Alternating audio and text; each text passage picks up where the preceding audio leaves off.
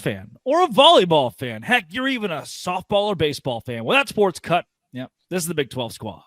You're talking ball with the Big 12 Squad, sponsored by Game Time. From Oklahoma State to Utah, from Kansas State to BYU, from Houston to Texas Tech, it's the local experts of the Locked On Podcast Network bringing you scoops, breakdowns, and the most comprehensive preview of the upcoming Big 12 weekend. Buckle up, it's the Big 12 Squad, and we have a seat for you. No hurt feelings and thin skin allowed. Squad up, you're part of the Big 12 Squad. Happy Thursday night, everybody. Welcome to the Big 12 Squad. I'm Drake Toll from America's #1 Big 12 podcast, Locked On Big 12. Jake Hatch of Locked On BYU Cougars. Cody Silvall covers Oklahoma State. Derek Johnson of Jayhawks. Christian Rao of Locked On Kansas State. Richie Bradshaw with the Sun Devils. Parker Ainsworth talking all things Houston Cougars. And Nick Maravets of Locked On Cyclones. He chats Iowa State. We will start, gent, on our... Hey, is this Nick, camera not working? Nick. His microphone's up. We can't hear you, Nick. This is the Big 12 Squad, sponsored by Game Time. We do it weekly every Thursday night. It's when you get to hear all of the Big 12 news from your favorite hosts. Gents, this week I want to talk a little bit more about this house settlement. It is a topic that I've covered for 10 episodes now, and I know a lot of you have as well. And I still have different aspects of it that I haven't covered. Still new things each day to bring up. The one that I want to get to, and I got to it on Monday, but opened up to the group. Why should your favorite university have swimming or men's golf or tennis or soccer or softball or baseball? Why should your favorite school have any sport not named football or basketball from a revenue standpoint in the modern era now that the house settlement has gone through? Cameron Stewart, welcome to the fold. Thank you. I think that's a great question. I appreciate it. I'll tell you that much. And his question was, I think it's important that we live in a society where we can ask questions. Exactly. This is America, baby. Richie said it. Richie's always been my eyes and ears on this thing. A lot of good points to both sides. Yeah, sure. Yeah. As it pertains to your particular question, Drake, I think the biggest answer is because a lot of these sports, these Olympic level sports, are growing from a popularity standpoint. College wrestling is more popular now than it's literally ever been. It's not even close. Look at the numbers from college softball. They're going up substantially. The national championship, Oklahoma State in golf, from a viewership perspective, is a lot bigger than it's ever been before. So I think if you exclude some of these Olympic level sports, you're cutting out a lot of potential marketability for your university. I'll do you one more, too. Maybe you have Ricky Fowler and Victor Hovland and Alex Noren out here killing it on the golf course. It's important to know that they're Cowboys. You can't get rid of that. True.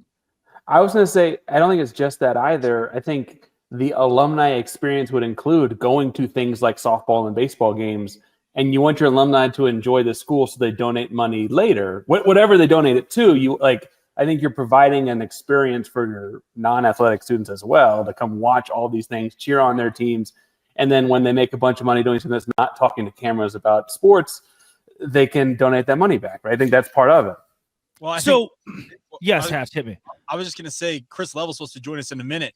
They have made softball national level news with their investment into Texas Tech softball. Like, that doesn't happen on a normal basis. So, yeah, to what Parker's point, you want to have some of these sports around. If people want to invest in them, makes them far more viable, and that is a positive. Cody talks about men's golf. I know that BYU is a very proud golf tradition, maybe not to the level of Oklahoma State, but I don't see them cutting that sport anytime soon because BYU wants it to be a factor, and they've got a number of high-level prospects in their backyard they brought into that program. So to the point of, you have to have some pride in more of what the jersey is, speaking of, for my case, BYU, versus maybe what the actual sport is, if that makes sense. Thank you guys for stepping up for me and answering that question. So thank you. I only show up for Cam. Here's the problem for me, and I mentioned it last week. My sister has a full scholarship to play softball at Baylor, so I like the Olympic sports. Some of the closest coaches I got to during my time in college were the smaller sports guys because they love journalists, they love coverage, they want to be your friend, they want to be very talkative and open with their programs. So I come to this as a guy who doesn't want any of it to die. But the roadblock for me with this question, we talk about Abby Wambach, who could be a massive pillar for a university once they graduate and give money back. And we could talk about a Jenny Finch. We could talk about, on the men's side, the Ben Shelton kid, whose dad was the head coach, men's coach at Florida. Now he's a multimillionaire tennis player at the pro level. And there are those guys, no doubt. But if that's 1 in a million, if that's 1 in 100 million, and I am losing, let's say, for example, on baseball, $4 million a year, Chris Level, you're exactly right. He's going to jump in the conference. If I'm losing $4 million a year by having a college baseball team between staff contracts, travel, the lights being on, and the baseballs themselves, like $4 a piece, what is the point of losing that $4 million and spending the $10 million when I can move that over to wide receiver 2 or 3 or 4 or 5 of the football program? What is the point in a sport costing you an arm and a leg? National and international exposure. Olympic level sports get more international exposure than college football. We love college football. It drives the bus. Do we need international exposure? Do I need to be big in Greece? I think you do. Again, we're in a profitability, marketability era. So the more you can put your logo internationally, the better it's going to be for your university when it comes to attendance and financial compensation. I think it's illogical to get rid of the sports that are the biggest. People in Europe don't give 13 craps about a college football game. Yeah, but they care about USA softball. They care about Olympic level baseball. They care about the PGA Tour. To me, it makes sense. Yeah, to me, it's a bit of a hedge. Like it's a hedge to the idea of what if your but what if your football team isn't very good? Correct. You know, because one of the biggest things with having your football team or your basketball team or whatever on TV is it's going to increase admissions. Admissions is where you also make money because there's the admission fee and then students enroll, they're paying money, right? Well, if you're not very good at football, then you have other ways to try to bring people in or maybe gather interest in some way. That would be one reason that I could think of in addition to, just trying to gain notoriety as a school.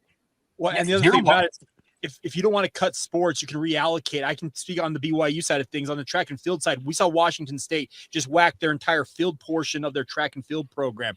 BYU has got traditionally strong middle and long distance runners.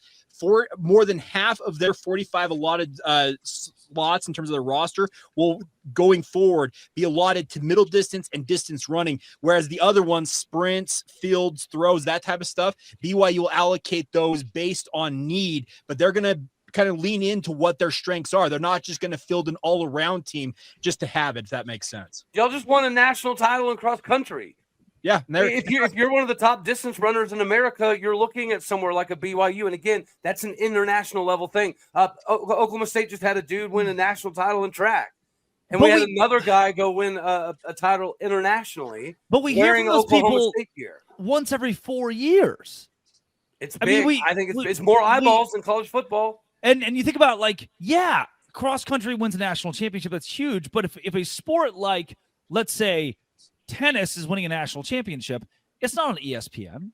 It's not on ESPN Plus. Don't you besmirch? I don't think it is. ESPN Plus. I think it's like the NBC Tennis Network. No, but I will say to your point, though, Drake, when Houston had a pair of people medal in the Olympics in 2024, they didn't medal for the United States, but they were Houston Cougars, right? Like that. Sure. They were track and field stars. They were sprinters for England and South Africa, but they did medal and they did flash the Houston Cougar paw, and it was really like a very viral moment for the school for like 3 weeks. But is that enough? Your viral moment for 3 weeks for the school, is that enough to replace the multiple millions of dollars you could have saved by cutting track and field and giving it to the football field? Chris, you say no. It's enough. Chris Level. It's you, yeah. Are you guys talking about like cutting these teams and correct, like all together? Why today does it matter enough to say we'll lose $10 million to keep track and field per se? Yeah, I mean, I don't know if you're going to see some of these schools cut like track and field. I think I could argue tennis. I would disagree with Cody in that I don't think it really gives you any sort of worldwide street cred at all. This is about money, man, and I don't see the pathway to the revenue there. That it makes a lot of sense. I hope that this doesn't happen. Sure. But I think we've seen some of these schools around the country start to trim. I mean, Texas Tech just won the Big 12 track and field championship, and they have trimmed their roster. They have cut their budget a little bit. This is the reality of it. But I would hesitate to just chop it all. But I don't know if anybody's going to really do that at the Big 12 level. Are you guys suggesting otherwise? Chris, let's keep this conversation going. We got to slip it in here. We'll keep the conversation going right after this. Today's show is brought to you by Monarch Money. Why is it brought to you by Monarch Money? Because that's exactly where I go as the 24-year-old of this group to learn where my money went. Monarch Money is my personal CFO. It helps track everything and keep me up to date. A complete financial command center. You stop just managing your money. You start building your wealth. And when I started using Monarch Money, I realized how much I was spending on hats. I have a lot of different hats, and I wear them all the time, but I have too many of them, and I don't wear most of them. So I stopped spending money on hats, and it's all-in-one convenience to help me, instead of juggling multiple apps, have one app to tell me to stop spending so much on hats. Managing money with your partner is also smoother than ever. Take control of your finances with Monarch Money. Use code LOCKEDONCollege at monarchmoney.com for 50% off your first year. That's monarchmoney.com, code LOCKEDONCollege for half off your first year at Monarch Money. So leaving it off with whether or not you cut sports and level, you alluded to Texas Tech cutting roster spots, whether it's in track and field or different Big 12 schools and other sports. UTEP, I think UTEP. I mean, technically, yeah. Kind of got there.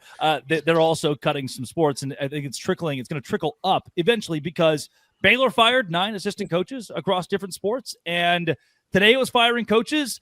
In my brain, in 2 years, it's firing entire programs because with inflation, the number you give your student athletes is only going to go. Like the women's tennis coach that got fired from Baylor, her salary is now going to Michael Trigg, the wide receiver. You know, not one-to-one, but that's in essence what we're doing here. So, Chris, my question for you is, we just saw Texas Tech, I already mentioned it, made national news with the investment they've made in softball. I mean, obviously, well-deserved in terms of the news that they made. But for you, from your perspective, watching Tech invest those millions into that, is that a passion project, or is that going to eventually lead to it being a revenue sport? Not a revenue sport. It very much is you've got a donor that his wife played softball here. And they are like very interested. I don't know where this goes a couple of 3 years from now, but they are passionate about it now. They're trying to set things up for this program. But again, how much does it move the needle? And I think that one, surprisingly to me, it moved the needle quite a bit nationally. Does that increase enrollment? Does that generate revenue? I don't necessarily know if it does. I think that a lot of the marketing and PR for your school it did create by playing in the World Series and making it to the final game and all those things. But I don't know if this is in any way, if you could say, you know what, we're going to take our money away from football or men's basketball and try to go in on baseball or softball or whatever. And we're going to, like I've heard some people suggest nationally, hey man, don't even worry about football. Just try to pick a sport and be really good at it. You can do it. I don't buy it. Well, we're still in the very early days of women's basketball not being a passion project. Yeah. Like we're still pretty early on in that. It took a long time. I know that was always the thing when Kim Mulkey was the here. Argument like to that's me, not making revenue. That's the argument to me to invest in the things though, Cam. And I was waiting my turn a little bit, but like it just took Caitlin Clark.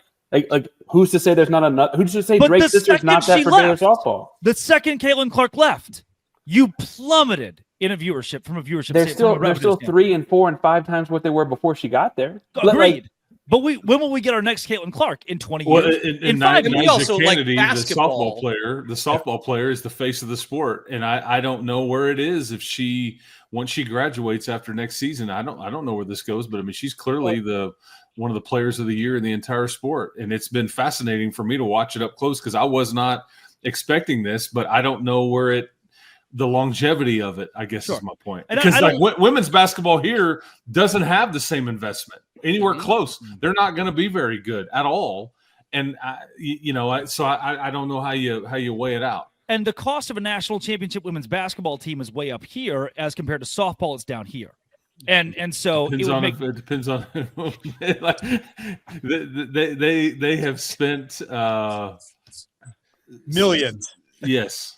Yeah. Well, okay. So Drake, when we were coming out of the pandemic, this predates all of this, but Tom Homo, the former BYU athletic director, was asked when they were coming out of the pandemic if BYU gave any consideration to potentially cutting sports at that point. Because remember, when they met almost that entire year of 2020 revenue wise, there were a lot of questions across the nation of what non-revenue sports meant in the college atmosphere. And I vividly remember asking Tom Homo, did you ever consider that? He said, we never really considered cutting sports, but if we were to go back in time, we would have a completely different looking athletic department. Speaking of the actual sports BYU would have on the field, I feel like BYU, from their perspective, they've kind of made their bed with who they have, the sports that they are sponsoring. Yeah, Jake, how many do you have? How many varsity sports technically are on campus at BYU? Because I'd be willing to bet you guys have more than most of the other Big 12 schools. I want to say 21, which is higher than most. And yes, but Homo's point was, if they were to go back, I can think of 3 or 4 that wouldn't exist, and they probably would invest maybe in 1 or 2 others. Speaking of maybe like men's soccer, they'd probably have that versus maybe having like their tennis teams. Okay, so if we know that during COVID that BYU was in a spot where they were thinking like, oh man, maybe looking back, it would have behooved us. This is 10 times worse than COVID from a revenue standpoint, right? Yes. So now your athletic directors are all looking around going, okay, today we don't have to do this. In 3 years, they're looking the men's tennis coach in the eyes, looking the men's golf coach in the eyes and saying, why do we have you here? Because genuinely, the juice is not worth the squeeze. Again, I don't want to be the asshole, but I didn't do the settlement. I'm not. I wasn't the guy that put the house settlement through. It's by virtue of that where we sit. So the one thing I know about. Go ahead, Christian. I'll let you go. Now that we finally brought up like actual revenue sports like basketball, bringing in that international conversation again, is it important to have marketability year round for international? Because if you look at basketball, my school included, I know Derek's school included, they go after international players. Is that's something that you have to focus on, right? So no. I would disagree. Okay. And here's why I would disagree, because internationally, no one's looking at Kansas State and going, man, can't wait to play basketball there. Dinkachov Molotov is not saying, wow, how fun would it be to go to Manhattan? And it's going 5-star Dinkachov Molotov. It's going to take the equivalent of a Bill Self to drag, or dollar signs. The reason they're coming to America is because we have a much more established college sports scene, and they could likely make more money through NIL here than they could in their early contracts overseas. So it's all money. Some of the kids don't even visit. They don't even know where they're going. Not marketability. They're not like, but that's also a cultural Lawrence, thing, Kansas reminds me of Venice. But in Europe, they're getting paid sight unseen with an agent and picked up anyway too, because there's pro basketball guys as young as 15, right? So part of that's just a cultural like jump in sports, which is very different to us. A 15-year-old getting paid to play sports is not crazy in Spain or France or whatever, right? That's just is what they're doing. It's just they could possibly make more here and not have to be as good. No, that's why they're signing without coming to school, like to see anything. Is like they would sign with Barcelona without seeing anything too. Yeah. Well, Parker, to your point, I can tell you. So Jaeger Deming came to BYU because of a connection he had with Travis Hansen, who played at BYU, played overseas in Moscow for years and years and years, played for Real Madrid. That connection was there. BYU also chased Hugo Gonzalez, who was in this year's NBA draft. Hugo wanted to come stateside, but the contract he had signed with Real Madrid prohibited that from happening. But to Derek's point, he would have come over for one reason and one reason only: dinero, money. That's why he was considering it and trying to break a contract that he couldn't get out of ultimately. Okay, so where does the I guess split in this come to? Like, is everything about money? Because the idea that it is the NCAA, and if they want to stick with the student athlete thing and that sort of thing, then they are kind of behooving to, okay, well, we still need to stick with the college model. Your split is 6 in my brain, and that number 6 is sports that will remain at your college if it was just revenue based. Okay. It'd be football, basketball, and then men's and women's basketball, and then is that 5? Football, basketball, and then we're looking at softball, baseball. 3, I think. And so that's who ESPN's picked up, and that's who ESPN has interest in. Why does ESPN have interest in softball and basketball, or softball and baseball, I should say? I'll tell you, nothing else is happening. That's the contract they have. They like it for 3 weeks out of the year. Yeah, and those sports cost the universities a ton of money. There's not anybody on here that is making any money in baseball. So there's a ton of games in baseball. It's a lot of travel. Correct. Yeah. And you past that, you're paying your coaches. You're paying some you players. Got more scholarships. Yep. So in that, like, it's those 6 have a shot to have longevity. Most schools are looking at 3 or 4. Well, so or those Rich, 5, I guess. what I know of Arizona State is they're planning on fully funding all 35 roster slots with baseball scholarship wise. Am I mistaken in saying that? No, they are, and because they decided doing to what? make that decision, They're doing what? They're going to fully fund 35 scholarships for men's baseball at Arizona. That cuts into their increased salary it. cap. Have It fun. increased- When It is taking $2 million out of the salary cap. We are actually $18.5 million compared to the 20.5 that everybody else is at. Yeah, this is going from 11-7 to that. That's insane. This is what Tennessee is doing and A&M has done, but they can now not pay out the $20.5 million to student athletes, but they can fully fund the baseball roster. I mean, so. I guess Jello shots at Rocco's are a lot of fun, but I'd rather go to the college football playoff. That's just me. Yeah, but can't they make up the difference with? I mean, if you had some wealthy NIL person that says, "I'm going to pay for a couple NIL deals for these guys," can't. And what now that person can't pay you? It has to be through Polaris. Richie, But see, what other thing's going to get sued out of the building. Richie, that thing does not last a scholarships fall. in. What's that, Chris? Richie, what other programs did they increase scholarships in? Because the way the Title IX aspect of this does work is that if they increase the baseball scholarships, they have to increase the female scholarships somewhere. I honestly could not tell you. Okay. I do know that another thing with the football program is they're up to 105. So essentially, we don't have any more slots for walk-on kids. Well, and that's it's all scholarship now. Yeah, so so they're going to go 105 scholarships. I'm expecting BYU at some point to go to that number. They're probably going to stick at 85 for the time being, but I think over the next 3 or 4 years, you'll see BYU increase. But the one thing I can speak from the BYU side of it is that they've gotten a half share in terms of their overall revenue share of speaking from the Big 12 media rights still the last 2 years. That's more money than BYU's ever seen as an athletic department. It's going to be more than a $12 million increase next year to their budget, and BYU already operates in the black. I'm telling you, if there's one school that I don't think is going to cut sports in the interim, it's going to be BYU, because they already are running it a pretty tight ship, and they're going to need to have even more money to throw at whatever they need to throw it at. All right, What's Jake, Nick you're think right. about Iowa State? Who else here? Coming up, let's hit Iowa State here in a second. This is the Big 12 squad. All right, what was that? New guy Nick. New guy Nick. Oh my gosh! No. Let's ask Nick about his baseball program. Okay, Nick, back to you. But to be fair, that was before any of this happened, right? Yeah, back in like the 2000s. Yeah, no doubt. And when They were ahead of the forgot who curve. brought up soccer. If you look at like just high school sports participation in the state of Texas, it is kind of criminal. There's only one Division I men's soccer program in the state of Texas too. What is It's it? SMU? Yeah, and it's crazy how many other schools come poach kids because there's just SMU in the state of Texas. Huh. That's a Title IX issue. Is the reason that is the case. BYU's got a club champion. They've won multiple national championships in men's soccer at the club level. I know there are multiple BYU fans who want to see men's soccer added as a Division I sport, but to Chris's point, Title IX prohibits it, and they simply won't add to make it work. So that's the concern. And to your point, Drake, in the end, coming down the line, I can't even say that BYU down the line won't be looking at potentially cutting sports. I'm just saying in the interim, with as much money as they have coming in, they should be able to navigate this a little bit better early on. But I think eventually, when it comes down to dollars and cents, I could foresee a day in the next 3, 4, 5 years that BYU considers cutting at least 1 or 2 programs. You say national championship? What is that? In club. What is that? What is what? What is Trophies, club? like silverware. No. What is national championship? I don't have one of those. Oh no. So in essence, here we come to a close where I wanted to start. Why? If the answer is money, and I just need money, why do I have even baseball? Why do I have tennis? I mean, I think you would get so much. Disagree. You would get so much PR blowback and I think political blowback. I just don't.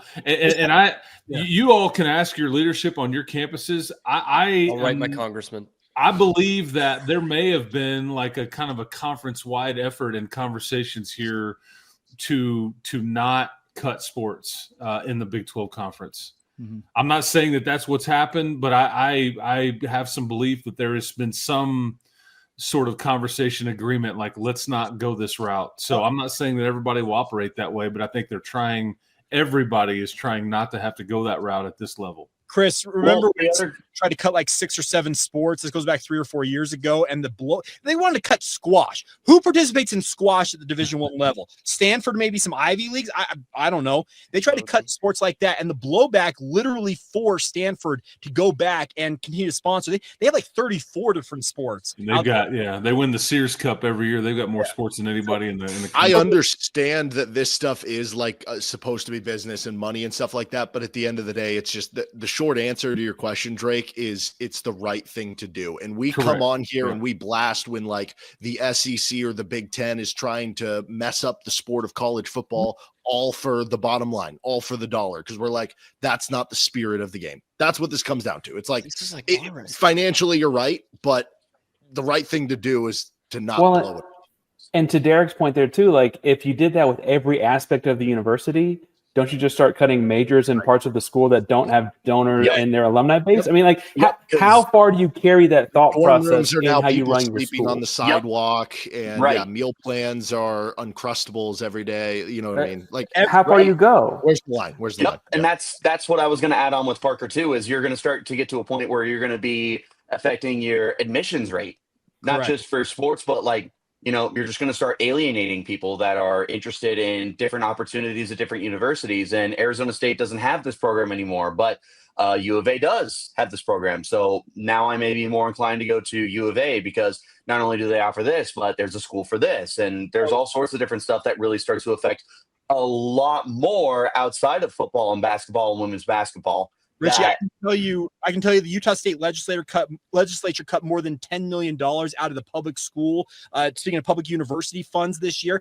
And each public university, BYU's private, obviously, but every other public university in the state of Utah had to cut at least, I believe, $1.5 million on the low end. And the University of Utah, for example, was in the tens of millions in terms of having to cut back their budgets. Majors are gone, jobs are gone, entire departments at Utah State, if I'm not mistaken, are gone at this point.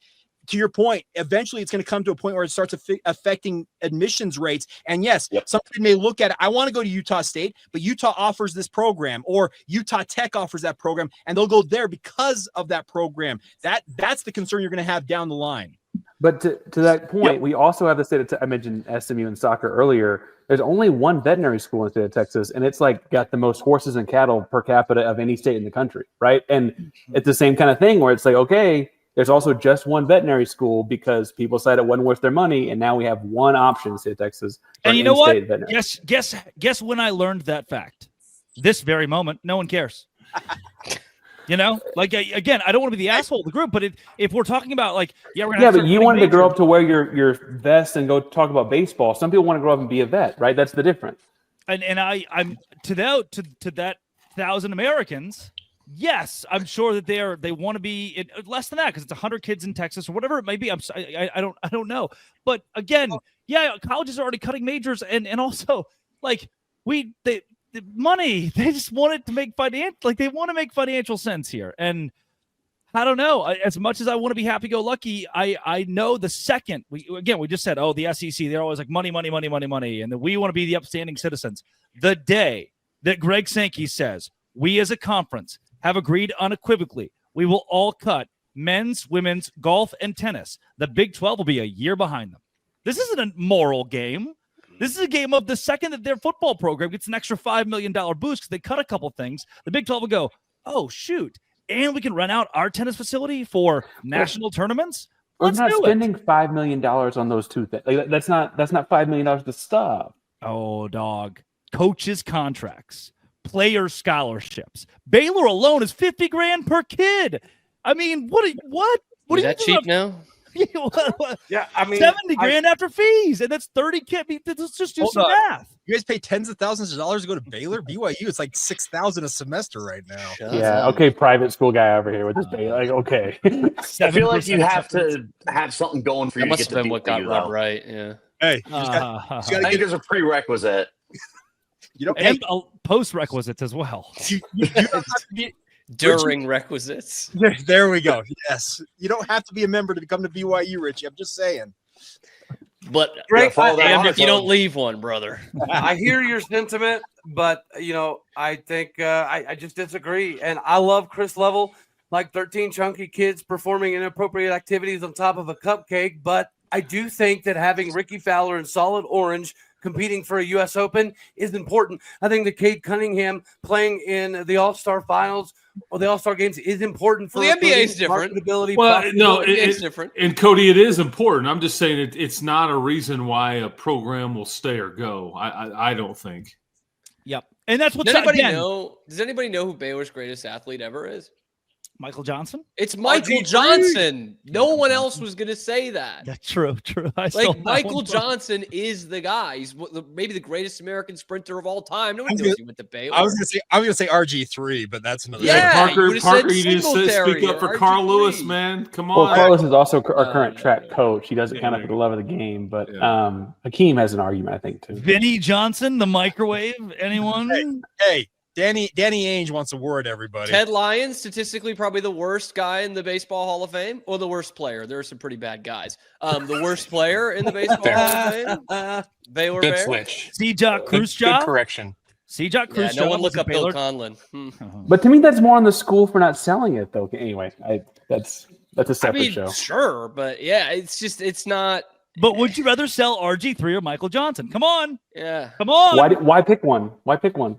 Because is it 1996 Atlanta, or is it equal amount of? You can't give them the equal amount of exposure through marketing. You have to pick one. This was enlightening. Again, Michael Johnson was on roids. Bearer of that. Kick him out. Kick Level out of here. Patrick Mahomes should have been on some roids. PED'd up, man. Yeah.